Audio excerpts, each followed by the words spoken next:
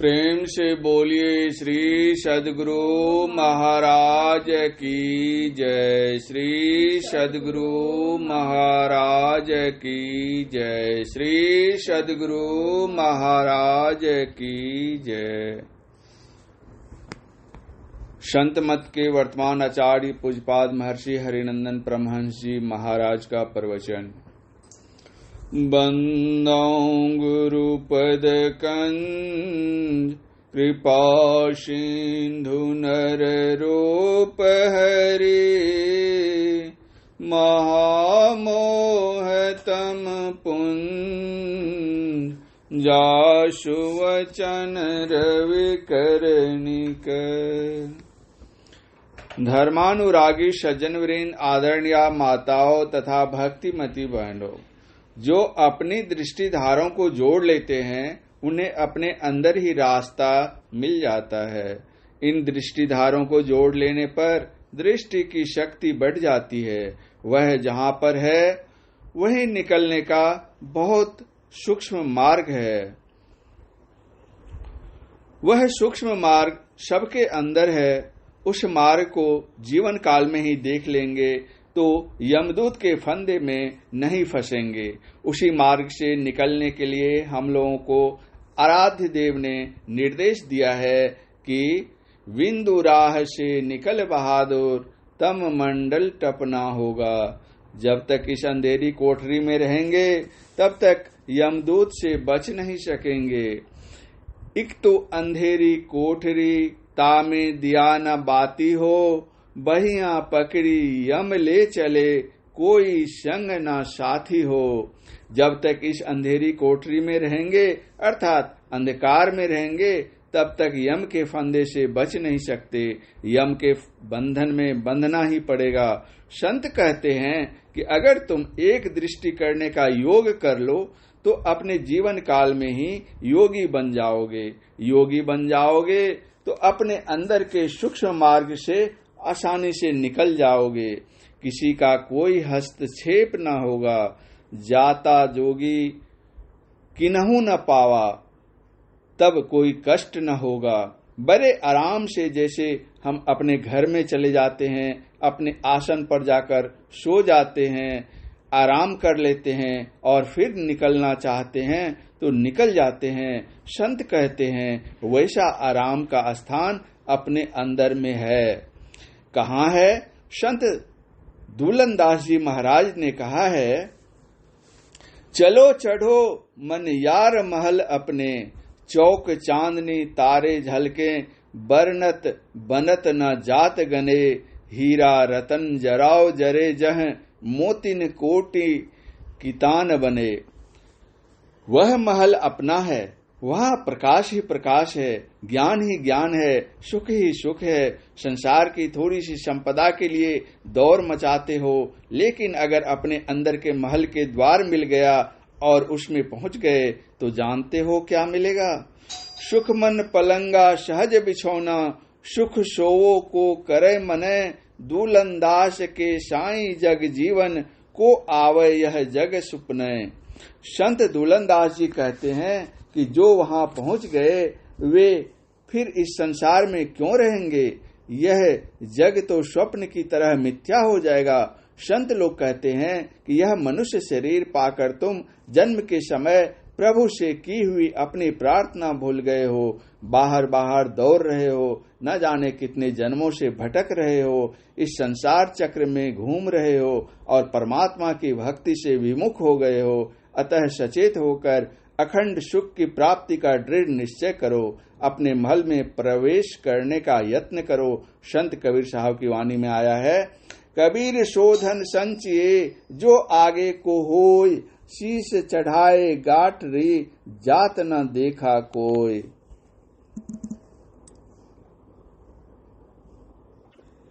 कहते हैं उस धन का संचय करो जो तुम्हारे साथ जा सके, क्योंकि यह धन संपत्ति तो कोई भी अपने माथे लाद कर नहीं ले जा सकता, तुम भी नहीं ले जा सकोगे, तो वह साथ जाने वाला धन क्या है? कबीर साहब कहते हैं, सुकिरत करिले नाम सुमिर ले को जाने कल की, जगत में खबर नहीं पल की।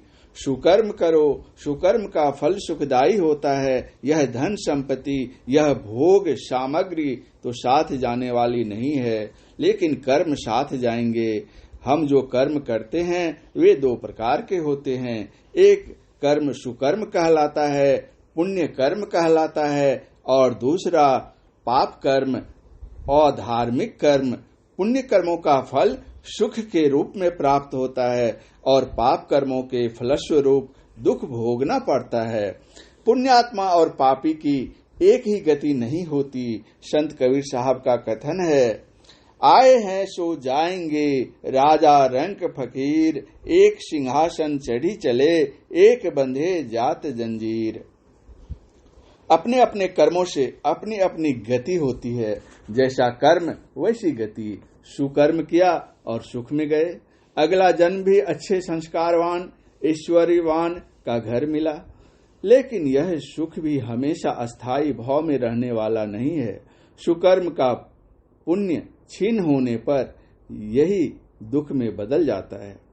दशरथ जी पुत्र न होने के कारण दुख में थे। पुत्र के रूप में स्वयं प्रभु ने अवतार लिया। उन्हें बहुत सुख मिला। फिर पुत्र वियोग के कारण अपार दुख में पड़े और मृत्यु को प्राप्त हुए। यही सांसारिक विधान है।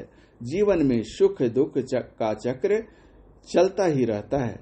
संत लोग कहते हैं कि बाहरी सुख जो भी प्राप्त करना चाहते हो उसमें भय है, आपदा है, शोक संताप है, चिंता फिक्र है। यह संसार ऐसा ही है। जिस संसार को हम सुखदायी मान बैठे हैं उसमें एक रूपता नहीं है। सांसारिक सुख बारंबार प्राप्त होता और छूटता है। हम इसे ही असली सुख मानकर इसके पीछे भागते हैं और पीड़ित प्रताड़ित होते रहते हैं। जीवन भर सुख भोग की आशा नहीं छोड़ती। यह आसक्ति नहीं जाती। यह आसक्ति, यह वासना ही जीव को संसार में पुनः खींच लाती है। वास सुरति ले आवई। आसक्ति के कारण ही हमें आवागमन के चक्र में घूमना पड़ता है। बारंबार जन्म और मृत्यु की असहनीय पीड़ा भोगनी पड़ती है। प्रश्न उठता है कि इन कष्टों में जीव क्यों आता है? उसके बार बार इस कष्ट भोग का कारण क्या है? इससे हम कैसे छूटेंगे? छूटना कैसे संभव होगा? यात्री के रूप में हम जो इस संसार में भ्रमण कर रहे हैं, संसार चक्र में घूम रहे हैं, यह घूमना कब समाप्त होगा?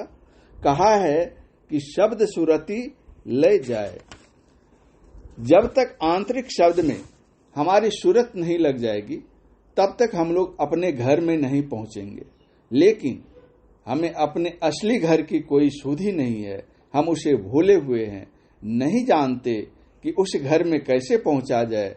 इसीलिए लगातार सांसारिक भोग सुख भोग में लिप्त हैं और उसी की ओर भागे जा रहे हैं। यही कारण है कि हम जन्म जन्मांतर में बार बार दुख भोग रहे हैं।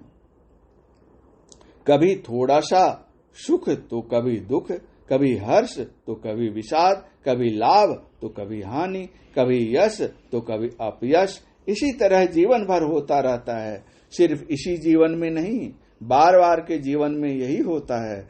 और इस आवागमन के चक्र से हमें छुटकारा नहीं मिलता। हमारे पाठ में भी है, आवागमन सम दुख दूजा, है नहीं जग में कोई। जन्म के समय बच्चा रोता है, उसे यदि सुख होता तो क्यों रोता? बच्चा किसी का हो, राजा का या रंग का, जन्म के समय रोता ही है। लोग दुख में रोते हैं। जन्म के समय असह्य पीड़ा होती है। इसी पीड़ा से व्याकुल होकर बालक रोता है। माता के उदर में संकीर्ण स्थान में पड़ा बालक असहाय अवस्था में होता है। पैर ऊपर और सिर नीचे, हाथ पैर हिलाने की सुविधा भी नहीं। उदरस्त बालक के कोमल शरीर को अनेक विष तंतु काटते हैं, जिसे बालक सहता है और कष्ट भोगता है। फिर जन्म के समय तो उसे आत्यंतिक पीड़ा होती है। उस समय उसकी दृष्टि का सिमटा हुआ रहता है और इसी से प्राप्त दिव्य दृष्टि से वह चलचित्र की भांति अपने जन्म जन्मांतर की घटनाएं देखने लगता है। उसके कर्मों का सारा हिसाब उसके सामने आ जाता है। सृष्टि के आदि काल से कितनी बार जन्म लिया, कौन कौन से शरीर धारण किए, कौन कौन से कर्म किए, उन कर्मों का क्या फल मिला, क्या भोग रहे हैं, यह सब वह जन्म के पूर्व स्पष्ट देखता है। माता के उदर में वह अपनी स्थिति भी देखता है कि क्या हालत है। अंधेरी कोठरी में पड़ा है, निकलना नहीं जानता, बहुत कष्ट की दशा में है।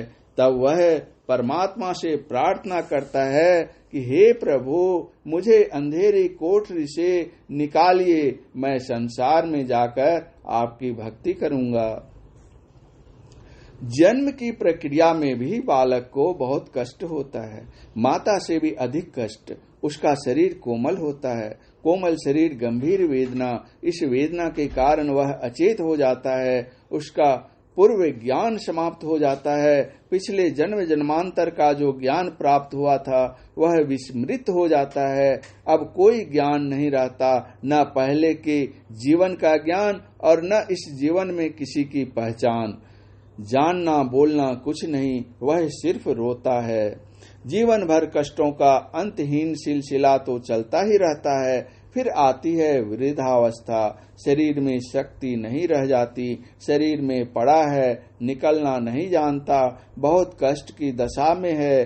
तब वह परमात्मा से प्रार्थना करता है कि हे प्रभु, मुझे अंधेरी कोठरी से कंठ कफ के कारण अवरुद्ध होने लगता है, सांस लेने में भी कठिनाई होने लगती है, श्वास गति बंद होने से गले से घर घराहट की आवाज ध्वनि निकलने लगती है, दम घुटने लगता है। ऐसे में असह्य वेदना होती है और अंततः प्राण निकल जाते हैं। लेकिन सबके साथ ऐसा नहीं होता, कर्मानुसार होता है। एक सिंहासन चढ़ी चले, एक बंधे जात जंजीर। अच्छे कर्म करने वाले को ऐसा कष्ट नहीं होता। पूज्यपाद का यह प्रवचन महर्षि में ही आश्रम कुप्पाघाट भागलपुर में अपराह्न कालीन सत्संग में मास ध्यान साधना के शुभ अवसर पर दिनांक 3/6/2012 ईस्वी को हुआ था। श्री सद्गुरु महाराज की जय।